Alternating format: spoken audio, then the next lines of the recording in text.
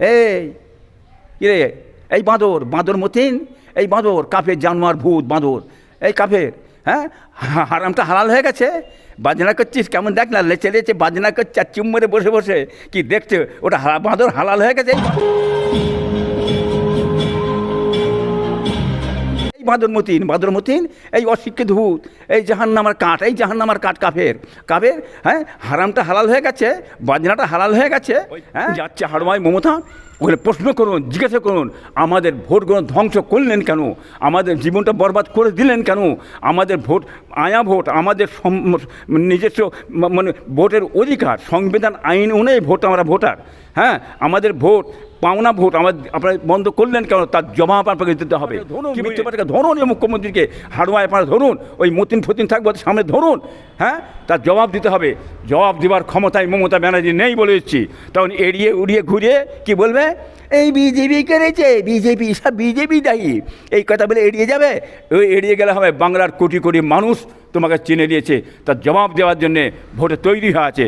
আর তুমি এই বাংলার মানুষের ভোট চুরি করে, হ্যাঁ প্রশাসনকে লুট করে নেবার জন্যে তুমি তৈরি হয়ে বসে আছো, এটা বাংলার মানুষ জেনে গেছে বলে দিচ্ছি, তার জবাব বাংলার মানুষ দিয়ে দেবে। মানে মানে সুযোগ সন্ধানী, ও হচ্ছে সুযোগ সন্ধানী, যেখানে সুযোগ পাই চলে যায়। চাঁদাপত্র ভালো উঠছে না, জালসা নেই, ঘরে বসে ঘামাচি মারছে, কি বুঝলেন। ও দেখলে একটাই রাস্তা আছে, কি বুঝলেন, এই পার্টিতে থেকে ঢুকে, হ্যাঁ ঝেড়ে ঝুড়ে মেরে মুড়ে খেতে খাওয়া যাবে কী করে। 5টা বছর যদি থাকতে পারি, লাল গাড়ি লাল বাড়ি 5 7 করে নিতে পারবো।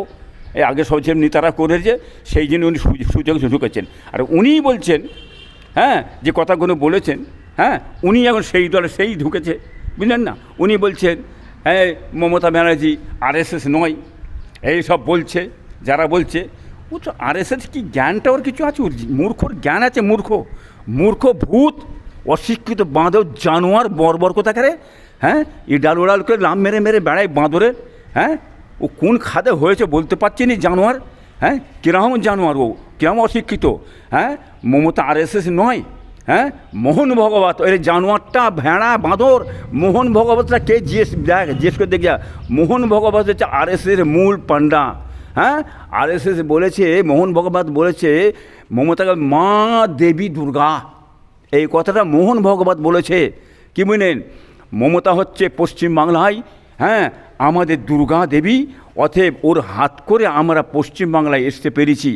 অতএব মমতাকে ও আরএসএস নয়, ও জানোয়ার মূর্খ বাঁদর, পড়াশোনা করে জানোয়ার, ইতিহাস জানে, হ্যাঁ ওটা যে ইতিহাস ও জানতো তাহলে এই কথা বলতো না, কি বুঝলেন। এগুলো ভালতার জেনে যে দরকার, জেনে কথাটা বল।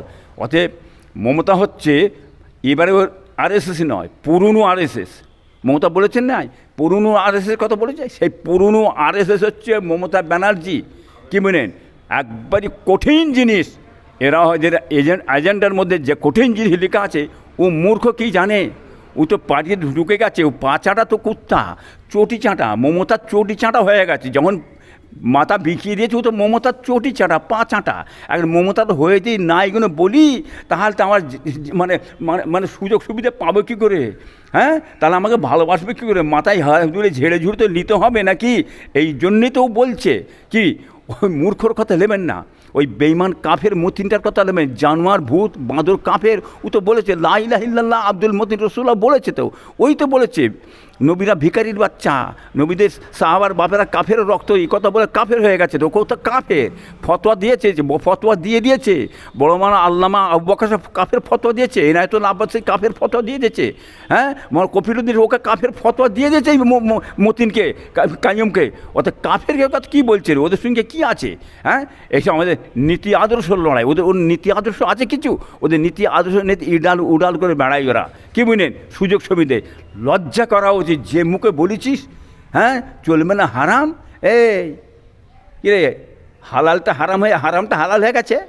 এই বাঁদর মতিন, এই বাঁদর কাফের জানোয়ার ভূত বাঁদর, এই কাফের, হ্যাঁ হারামটা হালাল হয়ে গেছে, বাজনা করছিস কেমন দেখ না, লেচে লেচে বাজনা করছে আর চুম মেরে বসে বসে কি দেখছে, ওটা বাঁদর হালাল হয়ে গেছে। এই বাঁদর মতিন, এই অশিক্ষিত ভূত, এই জাহান্নামার কাঠ, এই জাহান্নামার কাঠ কাফের, হ্যাঁ হারামটা হালাল হয়ে গেছে, বাজনাটা হালাল হয়ে গেছে, হ্যাঁ জান না, আল্লামা রুহুল এসে কিতাব খুলে দেখে যায়, জানো যাই দেখে যা কিতাবে কি লেখা আছে। হ্যাঁ, বাজনা ঢোল তবলা কাওয়ালি চলবে না, যায় হারাম। যারা ওইটাকে সমতল শুনে এ করে তাদের বাচ্চারা কি বাচ্চা হবে সেটা দেখে যায়। এই বাঁদর মতিন এই জানোয়ার, এই কাফের মতিন দেখ না রে। হ্যাঁ, হারামটা হালাল হয়ে গেছে, জানোয়ার হারামটা হালাল হয়ে গেছে, হারামটা এই বাজনাটা হালাল তোর জন্য হালাল হয়ে গেছে। কাফের কোথাকার বেঈমান কাফের, ওর কথা বলবেন না। হ্যাঁ, ভোটের জন্য ও নিজের সমস্ত কিছু বিলিয়ে ফেলবে, কি বুঝলেন। কালকে এসছে, মানে হাড়োয়া এসছে, ধরকে যা জিজ্ঞেস করে যা মসজিদ কেন নিলে, ওয়াকফ সম্পত্তি কেন নিলে, তুমি এনআরসি করতে বললে কেন, আজ এত লোকের ভোট বানচাল তুমি করলে কেন, এটা বিজেপি করে তুমি করেছো, আমরা ভোট কেন দিতে পারবো নি, আমাদের ভোটের ব্যবস্থা করতে হবে, না করলে আন্দোলন করো, নামুন মাঠে। তখন নামলি মাঠে আন্দোলন নামলি, হ্যাঁ কী করবে ওই বলবেন, হ্যাঁ এমন কি আর দেবো নাই বুঝতে পারবে। হ্যাঁ, ছুটবে আসবে এই কথাগুলি শিখে রেখেছ। হ্যাঁ, আমি যা কল করবো না, হ্যাঁ তোমরা কিছু বুঝতে পারবে না। ব্যানার্জি সাহেব বলছে আমি এমন কল করবো না, তোমরা কিছু বুঝতেই পারবে। ও এই কল করেছ, এই কল করে ভোট বাদ দেওয়ার কল, এটা বাংলার মানুষ তোমার কল জেনে ফেলেছে, কি বুঝলেন। অতএব বাংলার মানুষকে বলবো, হাড়োয়ার মানুষকে বলবো, ওই যাচ্ছে হাড়োয়ায় মমতা, ওখানে প্রশ্ন করুন, জিজ্ঞাসা করুন আমাদের ভোটগুলো ধ্বংস করলেন কেন, আমাদের জীবনটা বরবাদ করে দিলেন কেন, আমাদের ভোট আয়া ভোট, আমাদের নিজস্ব মানে ভোটের অধিকার, সংবিধান আইন অনুযায়ী ভোট, আমরা ভোটার। হ্যাঁ, আমাদের ভোট পাওনা ভোট আপনারা বন্ধ করলেন কেন, তার জবাব আপনাকে দিতে হবে, কি বুঝলেন। হ্যাঁ, বৈধ ভোট, আমাদের বৈধ ভোট আপনি ধ্বংস করে বন্ধ করলেন কেন, তার জবাব মমতা ব্যানার্জি দাও, তুমি দাও। কেন বিজেপি দিতে যাবে, এই বিজেপি এখানে এখানে এই পশ্চিমবাংলার মুখ্যমন্ত্রী তুমি মুখ্যমন্ত্রী। হ্যাঁ, তুমি মুখ্যমন্ত্রী, তুই কিরম মুখ্যমন্ত্রী, দ্বিচারিতা মুখ্যমন্ত্রী, মিথ্যুক মুখ্যমন্ত্রী। হ্যাঁ, তো বিশ্বাস আছে নাকি এই মুখ্যমন্ত্রীকে ধরুন, এই ধোঁকাবাজকে ধরুন, মিথ্যেবাজকে ধরুন, এই মুখ্যমন্ত্রীকে হাড়োয়ায় আপনারা ধরুন, ওই মতিন থাকবে ওদের সামনে ধরুন। হ্যাঁ, তার জবাব দিতে হবে, জবাব দেওয়ার ক্ষমতায় মমতা ব্যানার্জি নেই বলে দিচ্ছি। তখন উড়িয়ে ঘুরিয়ে কি বলবে, এই বিজেপি করেছে, সব বিজেপি দায়ী, এই কথা বলে এড়িয়ে যাবে। ওই এড়িয়ে গেলে হবে, বাংলার কোটি কোটি মানুষ তোমাকে চিনে দিয়েছে, তার জবাব দেওয়ার জন্যে ভোটে তৈরি হয়ে আছে। আর তুমি এই বাংলার মানুষের ভোট চুরি করে, হ্যাঁ প্রশাসনকে লুট করে নেবার জন্যে তুমি তৈরি হয়ে বসে আছো, এটা বাংলার মানুষ জেনে গেছে বলে দিচ্ছি, তার জবাব বাংলার মানুষ দিয়ে দেবে। ভাঙড়ে শওকত মোল্লা বনাম নওশাদ সিদ্দিকী দুজনেই দাঁড়িয়ে আছে, তা কে জেতার আশাবাদী আছে?